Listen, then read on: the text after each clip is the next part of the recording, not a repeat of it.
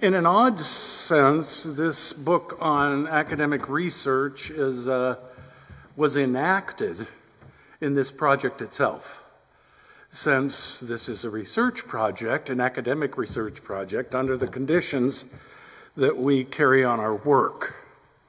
If we recall that the first institution founded purely for academic research, if I have my notes correctly, was the University of Berlin, Humboldt University. And in the United States, there were two founded simply for research. One, Johns Hopkins University, and the second, the University of Chicago. And if you'll indulge me, the motto of the University of Chicago, I think, nicely summarizes the findings of this project. Crescat scientia vita excalator. Let knowledge grow from more to more, and thereby human life enriched. So let me start with some general reflections. So education and academic research are complex topics that have preoccupied communities and people throughout history. Insofar as human beings do not come into the world fully formed, as we heard in the previous presentations, they must be morally and socially shaped and educated, a conjunction captured in the German idea of Bildung, or cultivation, self-cultivation. Of course, the idea of this cultivation is ambiguous. Does it mean that the self is cultivating itself in some act of freedom, desire, and will, which we know is not the case, at least in children? And discourse about the formation of virtues and character have been important in Western thought, at least since the ancient Greek philosophers. Conversely, and especially modern thinkers, have explored the ways in which the self is cultivated, shaped by social, cultural, and religious forces. This was especially the case with the great social theorists of the past century, Max Weber here in Heidelberg, along with others, who explored social processes, language use, economic exchanges, collective experiences, and the like, that form distinctive types of human life and character. Of course, the formation of character must be a combination of these two. Human beings seemingly individuate through socialization, as Jürgen Habermas once put it. The present volume explores these things with respect to the sphere of academic research, and it is up to the reader to explore the individual essays, which I will not summarize. The other reason that people have been preoccupied with education and research throughout history is rooted in a characteristic of human life. Not only do people come into the world uninformed, but they also enter and exit the world at death and birth. And therefore they must come to understand, help to shape and transmit, and alter under particular conditions ways of orienting human life. Put differently, on the one hand, human beings are world-creating creatures, that is, setting up complex, diverse, bounded, this is what we heard from Gunther Thomas, domains of meaning and value, worlds in the phenomenological sense, driven by want, anxiety, fear, and also the amazing curiosity about their communities, themselves, and the widest extents of reality, both physical and non-physical. Their social worlds have to answer for these basic needs and many other challenges that cluster around them. But on the other hand, those basic needs are the roots of human education, insofar as human beings must answer the problems that finite life present to them, and yet also wonder about their existence and place in reality. History, it would seem, and we're back to Hegel maybe in a sense, is a dialectic of these structures to meet basic needs and the adventure of creative responses to them driven by human imagination and industry. In this respect, to be human is to seek and to create knowledge. We are, at one basic level, problem solvers and questioners. Education and research, then, are fundamental to human life, baked into it, as it were, insofar as peoples are knowers and doers who fashion their various worlds. The readers of this book will find agreement and disagreement, including some very sharp criticism from Rudiger Bittner on the point and purpose of education with respect to moral formation. Not only the work and the ethical concerns of education and research in general, the part one of the volume, but also with respect to specific disciplines and research agendas, part two of the volume. The reasons just enumerated for interest in character formation and communication of values in academic research intersect with certain challenges. One challenge is that world-making and self-formation are matters of collective action. It is true, often enough, that a researcher works alone in her laboratory or engages in solitary research in archives, libraries, and offices. Nevertheless, at profound levels, especially in validating hypotheses and claims, research is a social practice. And that is true of every form of education in ways that are open to reflection on the nature of individual and social life. Within families, small communities, cultures, and even global social dynamics, human beings are profoundly, sometimes troublingly, social creatures who must fashion their lives. People face the challenge of creating and sustaining some measure of functional social cooperation provoked by the facts of finite existence. How do pluralistic societies do this? This series of books, and this particular one on academic research, seek to answer that fundamental question. Collective action demands reflection on the aims and values of social and personal lives, as well as the developments of norms, both legal and moral, as we heard Professor Whitty say, that guide and structure human interaction as well as self-development.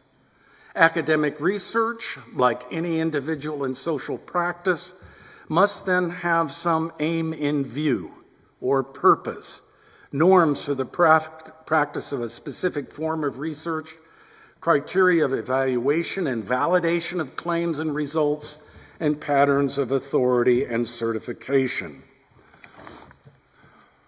All of these issues and challenges, self-formation in its various forms, world-making, collective action, creation and critique of norms and values, intersect with each other in exceedingly complex ways around the themes of education and research. The intersections have given rise to diverse theories of culture, sociology, moral theories, and philosophical positions.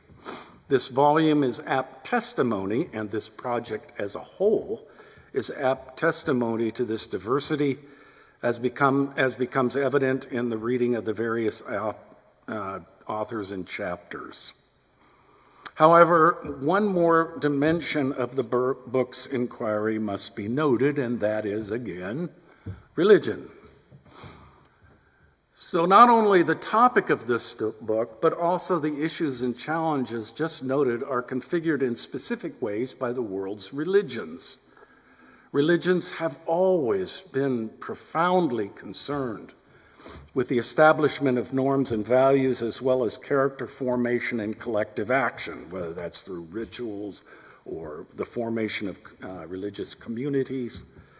They have also presented many domains of meaning, that is, many worlds, which human beings, whether in body and or soul, can inhabit and traverse.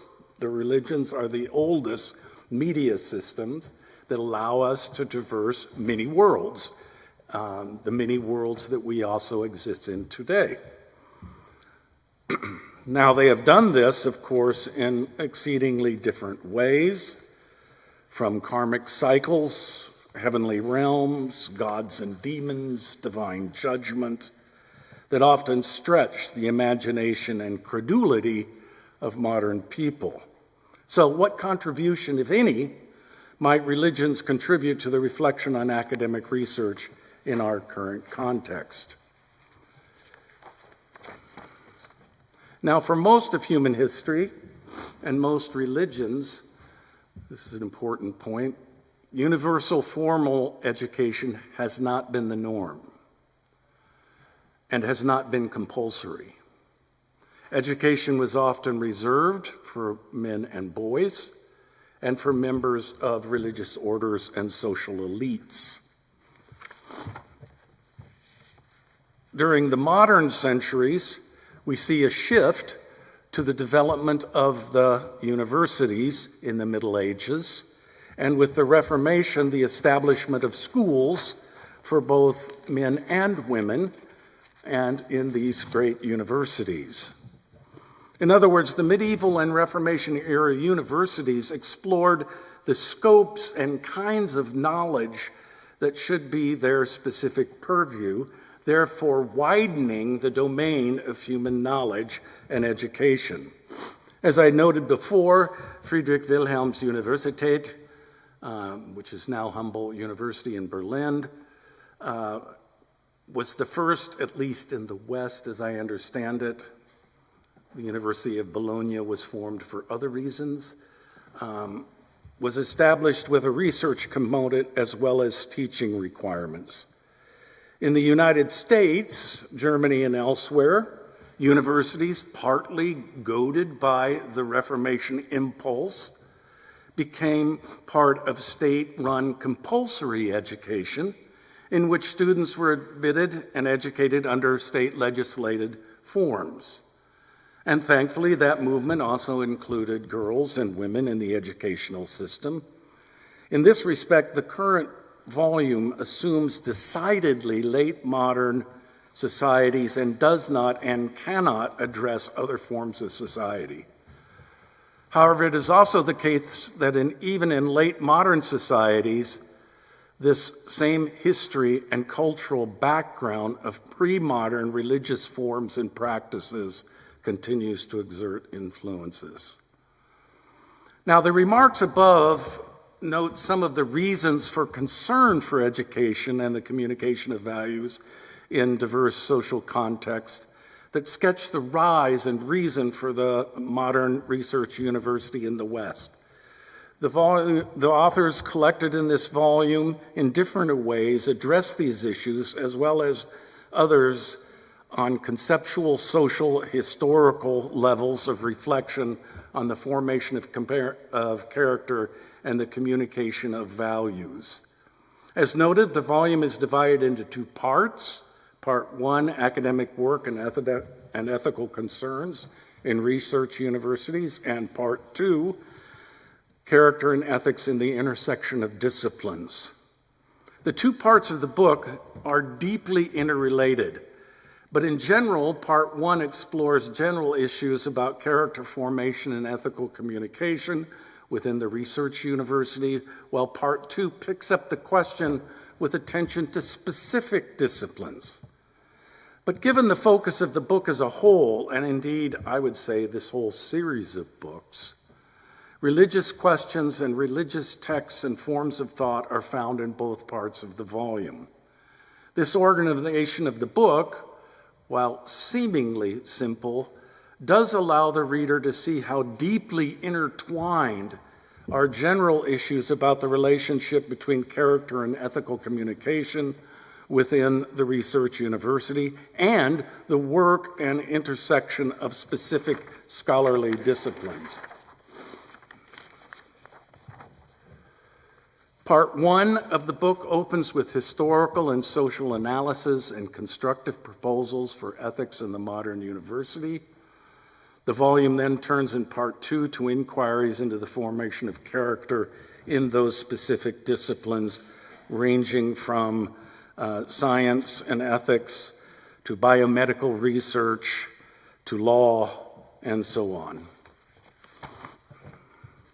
All told, each part of the book has its own internal logic, while the volume as a whole enables reflection on the general topic as well as exemplary disciplines.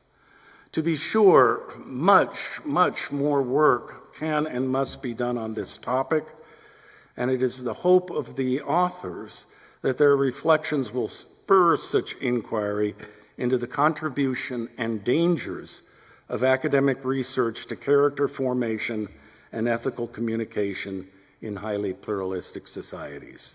Thank you very much.